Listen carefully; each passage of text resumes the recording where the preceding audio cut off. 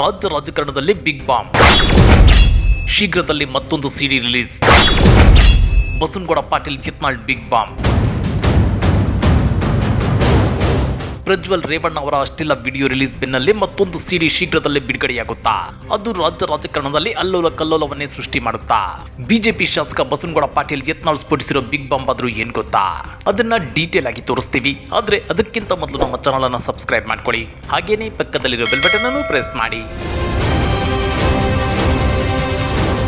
ಪ್ರಜ್ವಲ್ ಅಶ್ಲೀಲ pen drive ಪ್ರಕರಣ ರಾಜ್ಯದಲ್ಲಷ್ಟೇ ಅಲ್ಲ ದೇಶಾದ್ಯಂತ ಸಿಕ್ಕಾಪಟ್ಟೆ ಸದ್ದು ಮಾಡ್ತಿದೆ.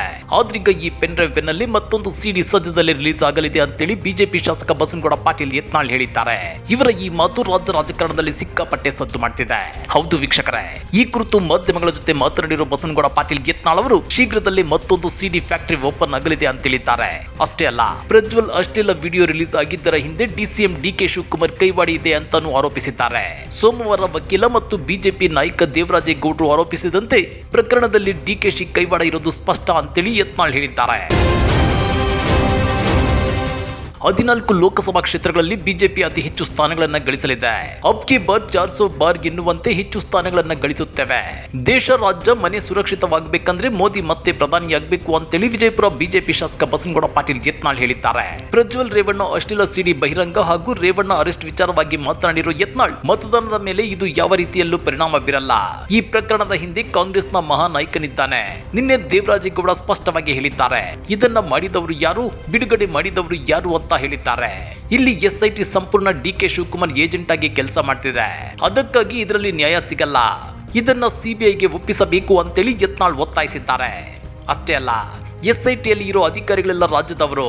ಡಿಸಿಎಂ ಡಿಕೆ ಶಿವಕುಮಾರ್ ಕಂಟ್ರೋಲ್ ನಲ್ಲಿ ಇರುವವರು. ಎಸ್ಐಟಿಯಿಂದ ನಮಗೆ ನ್ಯಾಯ ಸಿಗಲ್ಲ. ಹೀಗಾಗಿ ಸಿಬಿಐ ತನಿಖೆಗೆ ಈ ಪ್ರಕರಣವನ್ನ ವಹಿಸಬೇಕು. ಮೊದಲೇ ಹೇಳಿದ್ದೆ ರಾಜ್ಯದಲ್ಲಿ 2 ಸಿಡಿ ಫ್ಯಾಕ್ಟರಿಗಳಿವೆ ಅಂತ. ಇದೊಂದು ಓಪನ್ ಆಗಿದೆ, ಇನ್ನೊಂದು ಓಪನ್ ಆಗುತ್ತೆ ಅಂತೇಳಿ ಯತ್ನಾಳ್ ಹೇಳಿದ್ದಾರೆ. ಪ್ರಜ್ವಲ್ ರೇವಣ್ಣ ಅವರ ವಿಚಾರ ಮತದಾನದ ಮೇಲೆ ಪರಿಣಾಮ ಬೀರುತ್ತಾ ಎಂಬ ವಿಚಾರವಾಗಿ ಮಾತನಾಡಿರೋ ಯತ್ನಾಳ್, ನಮ್ಮ ಮೇಲೆ ಯಾವುದೇ ರೀತಿ ಪರಿಣಾಮ ಆಗಲ್ಲ. 14 ಲೋಕಸಭಾ ಕ್ಷೇತ್ರಗಳಲ್ಲಿ ಬಿಜೆಪಿ ಅಭ್ಯರ್ಥಿಗಳಿದ್ದಾರೆ. ಇಲ್ಲಿ ಜೆಡಿಎಸ್ನವರು ಯಾರು ಇಲ್ಲ. 2019ರಲ್ಲಿ ಕಾಂಗ್ರೆಸ್ ಮತ್ತು ಜೆಡಿಎಸ್ ಮೈತ್ರಿ ಇದ್ದಾಗ ಈ ಪ್ರಕರಣ ನಡೆದಿದೆ. ಹೀಗಾಗಿ ಇದಕ್ಕೆ ಕಾಂಗ್ರೆಸ್ ನೇರ ಹೊಣೆ. ಲೋಕಸಭಾ ಚುನಾವಣೆ ಬಳಿಕ ರಾಜ್ಯ ಬಿಜೆಪಿಯಲ್ಲಿ ಬದಲಾವಣೆ ವಿಚಾರವಾಗಿ ಮಾತನಾಡಿರೋ ಯತ್ನಾಳ್, ರಾಜ್ಯ ಬಿಜೆಪಿಯಲ್ಲಷ್ಟೇ ಅಲ್ಲ ಇಡೀ ದೇಶದಲ್ಲಿ ಬದಲಾವಣೆಯಾಗುತ್ತೆ. ಮೋದಿ ಪ್ರಧಾನಿಯಾದ ಬಳಿಕ ಹಲವಾರು ಕಾಯ್ದೆಗಳನ್ನು ಜಾರಿ ಮಾಡಲಾಗುತ್ತೆ. ವಾಫ್ ಆಸ್ತಿ ವಶಪಡಿಸಿಕೊಂಡು ಅಭಿವೃದ್ಧಿ ಕಾರ್ಯಗಳಿಗೆ ಬಡವರಿಗೆ ಮನೆ ಕಟ್ಟಲು ಉಪಯೋಗಿಸುತ್ತೇವೆ. ನರೇಂದ್ರ ಮೋದಿ 3ನೇ ಬಾರಿಗೆ ಪ್ರಧಾನಿಯಾಗುವುದು ಖಚಿತ ಅಂತೇಳಿ ಯತ್ನಾಳ್ ಹೇಳಿದ್ದಾರೆ. ಹಾಗಾದ್ರೆ ವಿಜಯಪುರ ಬಿಜೆಪಿ ಶಾಸಕ ಬಸನಗೌಡ ಪಾಟೀಲ್ ಯತ್ನಾಳ್ ಹೇಳಿದಂತೆ ಶೀಘ್ರದಲ್ಲಿ ಮತ್ತೊಂದು ಸಿಡಿ ರಿಲೀಸ್ ಆಗುತ್ತಾ? ಅದು ಯಾರ ಸಿಡಿ ಇರಬಹುದು? ಕಮೆಂಟ್ ಮಾಡಿ, ವಿಡಿಯೋ ಲೈಕ್ ಮಾಡಿ, ಶೇರ್ ಮಾಡಿ.